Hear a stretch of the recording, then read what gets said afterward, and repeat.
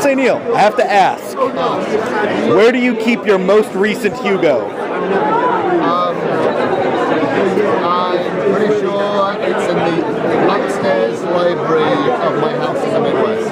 Okay, then it's in a good place. I don't mind losing it then. Gateway to fandom. ElfQuest. I was an absolutely fanatical ElfQuest fan.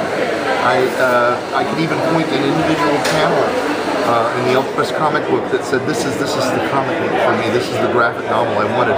And the '84 Worldcon, I went to it because what turned out to only be the first series, but the ElfQuest series that had been going on for years and years, it was reaching its final issue to be released at that convention. Oh, wow. And this was a huge thing to go to. There were 1,000 people attending the End of the Quest party, and I was just such a fanboy. All right, now you've gone on to work on a few conventions. Just a few. Yes. Now, why work a convention? That's the paying it forward part. Conventions are put on by volunteers. Worldcons are among the largest conventions in the world that have no paid staff, no permanent organization, just an ongoing group of volunteers each year doing it. And I've gotten so much out of it that I feel obliged to give other people the chance to experience that joy in finding my community. G Wonder, I was 15 at the time, I think. I was 14 or 15. Wow. And I thought that, gee, this must be fun. It wasn't that fun, though. Unfortunately, my first convention was not the best convention in the world. Oh, no. Well, they never are. No. Or if they are, you become an addict. And I mean, at the time, it was a new thing. A newfangled thing in Finland. Yeah. And had you been reading comics all your life? I had been reading comics all my life. I mean, the stuff that we had in Finland. Tarzan. Oh. Yeah. Well, Donald Duck, which in Finland is huge. Really? Yeah. And it's Donald Duck in Finland as opposed to Mickey Mouse or anything other. And in Finland and Sweden, it's Donald Duck, and most other countries, it's Mickey Mouse. Wow, that's weird. Yeah, I mean the Finnish Donald Duck is huge. The issues, it comes every week on Wednesday because it's the fun day when Donald Duck comes.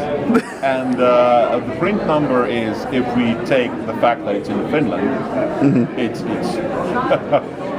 this much bigger than any other American comic book ever. Wow. It's huge. Man. It's bizarrely big.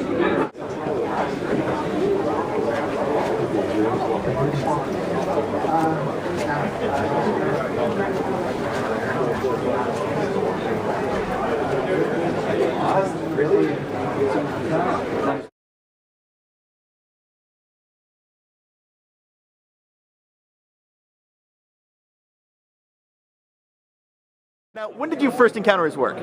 When I was 17. Really? I read The Hill of Dreams, which is the best book to start with. It's the book that's called the most beautiful book in the world and the most decadent book in the English language, and both are true. Really? Even today you would maintain that? Absolutely. Oh, excellent. And how much? Have you read everything he's ever written? No, he was a writer who had a long career, and he did write some turkeys. I advise everyone to avoid Dr. Stiggins, which is his parody of a nonconformist minister. Oh, wow. It doesn't work at all. But I have read a lot of his, and we're fortunate that he was a journalist in the later years of his life. There is a huge archive of newspaper material that he wrote for the London Evening News, and it still has Macken's distinctive style. Oh, excellent. So you were around for 5 years before you became a dirty, filthy pro. Now, what's the difference between going to a convention as a pro and as a fan? It's not entirely different. I still want to hit the dealer's room, get books signed by writers I admire, or who I think might prove to be valuable later. I guess the main difference would be that sometimes people come up to me to want books signed, as opposed to just me doing it to other people. It's not a big difference. I think everybody at conventions, whether they're writers or readers, are pretty much the same species.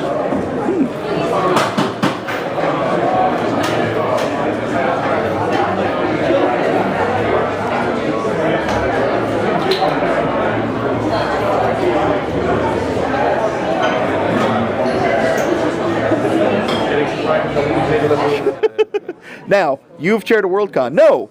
Twice. You've chaired 2 WorldCons. Well, I've co-chaired twice. You co-chaired twice, so that's once. Pedantic you want to be there, so that's once or twice. But yeah. Yes. Now, why chair a WorldCon, just in general? In general, there's a few answers to this. So, one answer is the Olympics or the mountain climbing one. You know that you want to do lots of different things, but there's also the challenge aspect of it. Now, for me, the real question is, why do you run conventions at all? And for me, it's because although I've got the appreciation of the arts, I don't have the ability. I'm not a writer. So for me, what's the contribution I can make? Because I get a lot of fun from it. But how do I contribute back? So that's why I run conventions. And then in particular, what are the different types of conventions that you can run? And I still run small ones as well, but the WorldCon being the largest of the, shall we say, the traditional type of conventions, it was just something that I built up to. Are considered a proper narrative form. I mean, the French and the Belgians have known this for a long time, but we're catching up with that. I mean, when Brian and Mary Talbot's book can win a book award, and in fact there's a... All right, I'm here with... Linda Rucker. Linda, you launched your first book tonight. I did, yes. How'd it go? It was awesome. It was an amazing success, thanks to you, Chris, and Anna King, and James Bacon, and Stephen Dean, and the lovely Linda Winselberger. Yes. The Moon Will Look Strange is the title. This is a very professional operation. Yes. Now, pitch me the book in 10 words or less. Oh, dear God. That's 3. It's a collection of Aikman-esque tales with an introduction by Steve Rasnick-Tim. I'm way over. Yeah, your concept of 10 is much larger than most. A lot of them were in Black Static, The Third Alternative, Supernatural Tales. Yeah, You should buy it. It's really good. the one I read was in Black Static, and I really enjoyed it. Oh, thank you. Yes. Thank you. I'm glad you did.